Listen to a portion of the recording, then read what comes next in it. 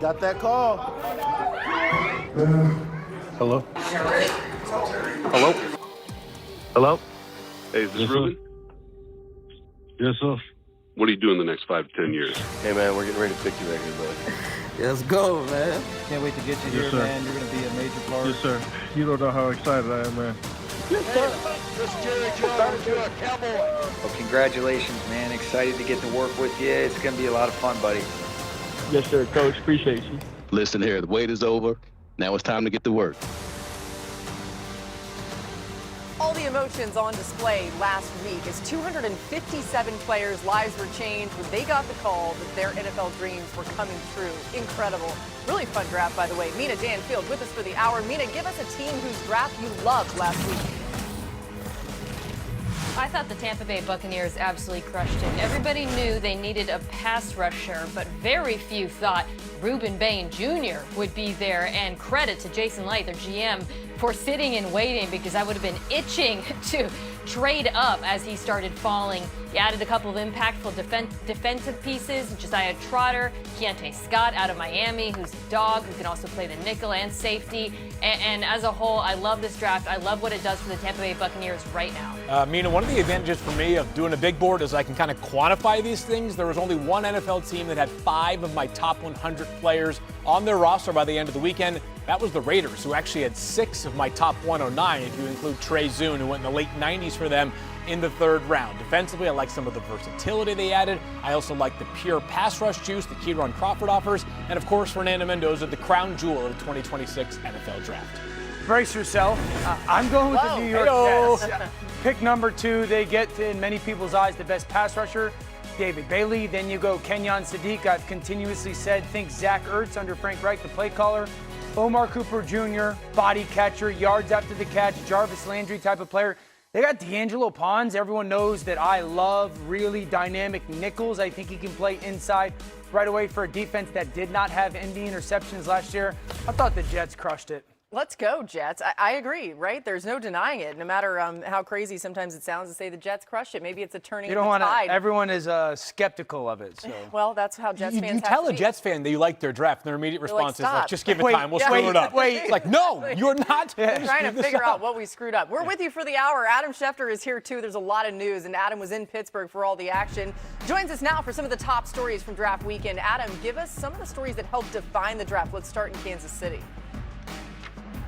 The Chiefs made a statement that they were looking to improve their defense. Their first 4 draft picks were all defensive players, including first-round draft pick Mansour Delane. They followed that up right after by going with Peter Woods, the defensive tackle from Clemson, R. Mason Thomas, the edge from Oklahoma, and Jadon Kennedy, the defensive back from Oregon. They know that their offense can hold its own. The Chiefs went to upgrade their defense, and it looks like they did just that. Meanwhile, the Giants upgraded both line positions. They got arguably the top 2 linemen on each side of the ball. Arvell Reese was the number 5 overall selection. Francis Mauigoa was the 10th overall selection. And John Harbaugh knows that games are won in the trenches, and that's where the Giants use their early draft resources. Meanwhile, the Eagles traded up to take USC wide receiver Makai Lemon. The last time the Eagles and Cowboys made a trade like this, swapping draft positions, the Eagles came away with Devontae Smith. The Eagles are hoping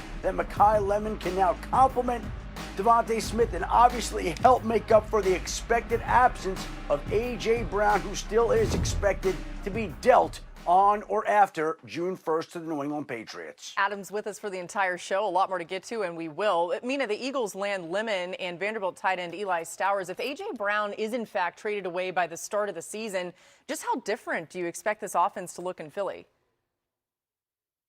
Very different. I think the Lemon selection in particular adds to this sense that the Eagles offense is really going to undergo an evolution under the new offensive coordinator, Sean Mannion.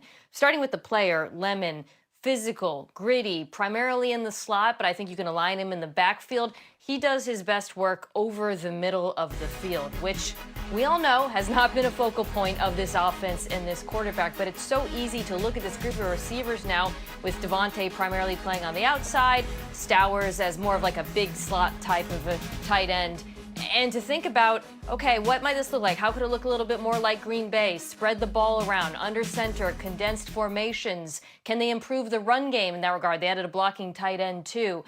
The question for me is not whether the offense is evolving. I think we all see it's going to.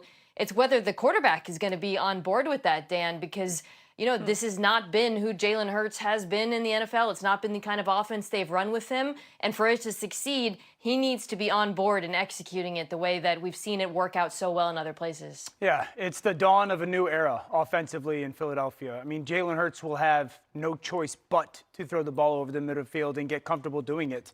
I think not only the Makai Lemon selection, but to your point, Stowers indicates that. Sean Mannion, play call. I mean, if we look at Jalen Hurts over the past couple years, go over the middle of the field. The next closest is Bryce Young, and he's 6% higher. So I love the selections. I do. I think the players are really nice players. Makai Lemon, huge fan. Stowers, love him, the ex-quarterback element. I do find it very interesting that in Philadelphia, they hire an offensive coordinator that, to its core, the three things that he does are the things that the quarterback doesn't do or do well. And their first two selections are guys that wear out the area of the field that he just doesn't distribute the ball to. It's a new era, and I think his hand is going to be forced getting comfortable with it. Really fast, how hard is it going to be to teach Jalen Hurts these things? Like, do you think he's capable of making these changes as quickly as I think they need he's to? capable of doing it. It is up to be determined if he's capable of doing it consistently. I think it's a difficult thing to get comfortable with because you have to be willing to throw the ball blind where you don't see, and he's not really done that a lot. Yeah. Right. I don't know if it was scheme or if it was just the players the Eagles had. I tend to think it was scheme, but this team had the second fewest yards after the catch last season. The first two guys they pick, Makai Lemon and then Eli Stowers, both excellent in that regard for their respective positions. I liked the draft, just looking at the players the Eagles acquired.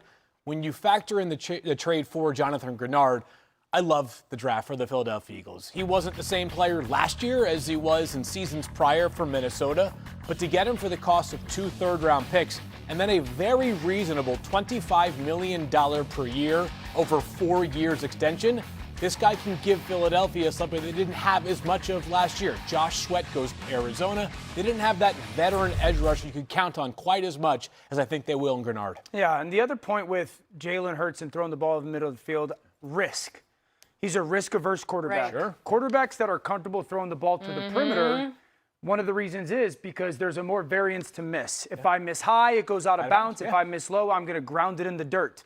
Quarterbacks who are comfortable throwing in the middle of the field, they're a little bit more in control of the football, also a little bit more risky because if I throw high, it's a pick. If I throw low, it's a pick. Yeah.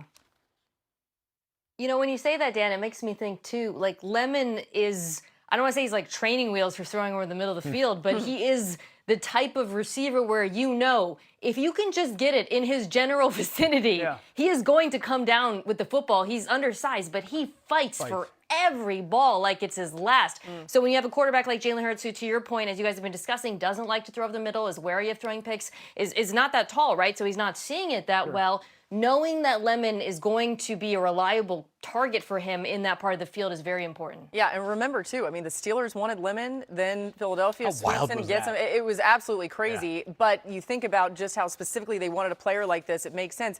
And this is not something the Eagles have done in a while. It's the first time they've used each of their first 2 picks on pass catchers since 1982. That's a long time ago. All right, big night across the line of scrimmage for the New York Giants, drafting Arvell Reese to play edge on defense and Francis Maui-Noah to hold down the left tackle spot on the O-line. I talked with Maui-Noah just moments after his big moment, and he had a strong message for his new QB, Jackson Dart.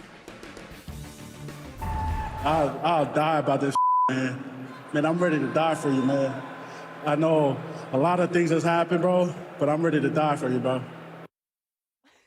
So I asked him, like, what was his message for Jackson Dart, and that's what he said. Also, just a little peek behind the curtain. The voices are booming in there. It was really loud. I didn't know he said a bad word until later. I'm like, oh, I guess we're bleeping that out. All right. I had no idea what's going on. I would love to know if him and Jackson Dart have connected. We'll find that out. That's a good question. I would hope so, right? Let's ask, we'll ask Jordan Renan, our Giants reporter. Okay, Dan, how much, though, do you think that Dart will like hearing that type of ferocity from his new O-lineman? Love. Absolutely love, not only because he's a quarterback, but just his personality. I think, one, this is the most talented offensive line the Giants have had in a decade, honestly. This has the chance to be a above average to good offensive line. New York, you haven't had that in forever. I really, to my core, believe that this draft in many ways will hinge on Makai Fields, the third round receiver. I think this offensive line is going to be good. Maui Noah can play all over the place. I was adamant, could go get a second round receiver. You would know better than me about Makai Fields, but I know he's long, he's athletic, he tested very well, he can go down the field and make plays. They are going to need that. For this offense to really go in the next 2 years somewhere, they're going to need that. I think you can think of Makai Fields like a Cortland Sutton type. The straight line speed That is would be not going awesome. to blow you away, but the contested catch stuff is really good. No drops this past season. Maybe it's easy because they picked 2 players in the first 10 selections, but I loved what the Giants did in the first round, especially considering the value. I had Arvell Reese graded higher than the 5th overall pick in the draft. I have CeCe Maui Noah graded higher than the 10th overall pick in the draft. And it gives you both a short and long-term plan for each of those players because the Giants don't need Arvell Reese to be a dominant pass rusher right out of the gates. They have Brian Burns, of course, Abdul Carter, and also, at least for now, Kayvon Thibodeau. Sounds like he's going to be there for the end or for the rest of this season as well. Same thing with CeCe Maui Noah. Can he be a guard right away? Maybe he has to because of the way their offensive line is configured.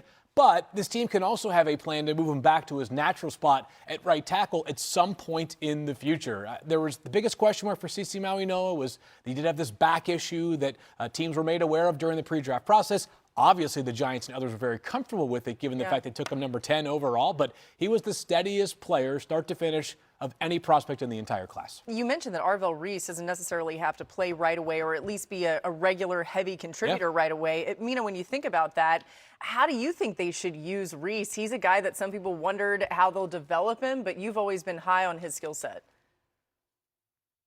Yeah, I mean, I loved this pick for them. So primarily he is going to play linebacker. And as I said, the day after they drafted him, he is a very good linebacker. He is extremely good against the run. He's an exceptional tackler. And I think will be contributing to what was a very bad run defense last year immediately next to Tremaine Edmonds. But I also want you to picture this. Say it's third down. You got Abdul Carter and Brian Burns, maybe even Kayvon Thibodeau's finds his way on the field. And Arvell Reese is walked up over the A-gap. If you're the offense, you don't know if he's dropping into coverage, if he's maybe spying your quarterback, if you've got a mobile quarterback, or if he's coming as a pass rusher, but you have to prepare for that possibility. That mental stress that New York can place on offenses is exactly the kind of mental stress that John Harbaugh and Dadari Wilson, their defensive coordinator, used to do in Baltimore with Roquan and Kyle Hamilton. So I just feel like he immediately gets as a contributor to the pass rush, even if he is still developing as a pass rusher who ultimately may end up playing on the edge down the road. And Cal, I ask you this. Is he good enough against the run on early downs to get to that? This was a historically bad run defense who lost Dexter Lawrence. Dude, he is such a good tackler. I think because everyone was thinking about him versus David Bailey, we were so locked in on what is he as a pass rusher that got a little bit lost in the conversation. He is exceptional against the run. Field knows this too. He sets a hard edge. He is powerful. He has the frame. And as a linebacker, he will be very helpful in that regard. I feel like there's a little motivation, too. I mean, he didn't drop, right? But he did go maybe a little later than some people had, or at least a couple picks later. Maybe that motivates him a little bit more. We saw him in the green room. What on earth? Where does Ohio State find these guys? I don't know. Him and Sonny Chiseled Styles. out of absolute rock. You have muscles I don't even think are in my body. I think they come to Connecticut for that's pretty much true. You can relate? Greek Okay. gods. Jeez. Dan's like, that's where I came from. All right, new on NFL Live. Adam back with us. We have some news out of New England. Go ahead, Adam. Well, Laura, we all know that Mike Vrabel took some time away from the draft on day 3 to go be with his family, but he was back in the Patriots training facility today, back at work after a weekend trip to Salt Lake City to Utah to go spend time with his family. Now back at work, not a long trip, a couple of days, and Vrabel now back in the building with his former team.